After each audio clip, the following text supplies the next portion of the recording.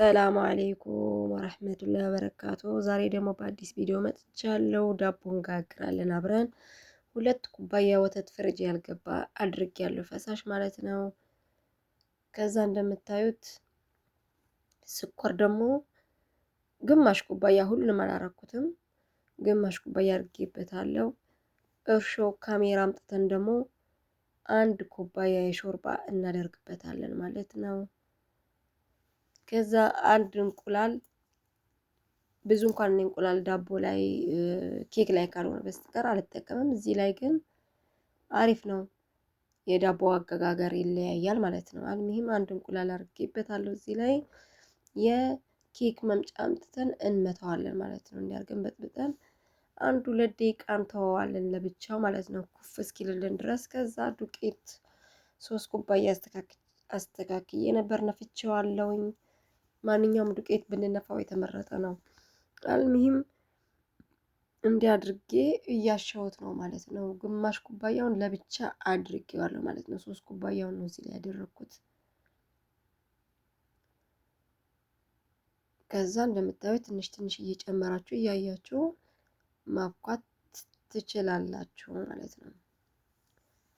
ከዛ ነሻ ረስቼ ነበር፣ ነሻውን አምጥተን እናደርጋለን። ነሻ ለምን ይጠቅማል?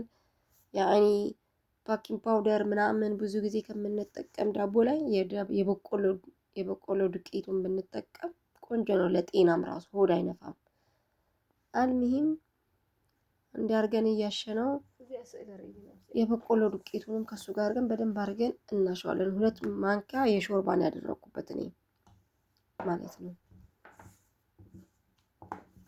ከዛ በደንብ አድርገን እንደዚህ አድርገን እናሸዋለን። ጨው ደግሞ እኔ ቀድሜ አልጠቀምም፣ ለምን እርሾውን ያበላሽብናል።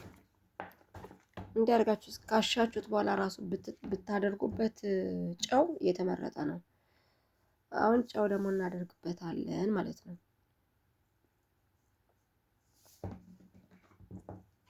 ጨዋችንን አድርገን በደንብ አድርገን እናሸዋለን፣ ዘይት አድርገን ማለት ነው። በደንብ አድርገን 10 ደቂቃ 12 ደቂቃ ይፈጃል ለማሸት። በእጅ ከሆነ በመኪና ቢሆን ኖሮ አሁን ይሄ ሁሉ ሰዓት አይፈጅብኝም ነበር። አልሙሂም እንዲያርጌ አሻውና ሌላ ሳህን ዘይት ቀባ ብቻ አምጥቼ እንዲያድርጌ አስቀምጫለሁ፣ ኩፍ እንዲልልኝ ማለት ነው። እከድነዋለሁ፣ ናይሎን ሳህን ናይሎን ኪስ እተወዋለሁ ማለት ነው። በቃ ለ45 ደቂቃ 1 ሰዓት፣ ከዛ በላይ አይፈጅም። አያችሁት? ማሻአላ ቦክቶ ነበር ካሜራው እንትን ብሎብኝ ነው እንጂ ወደ ላይ አያችሁት? መለስለሱ ራሱ ማሻአላ።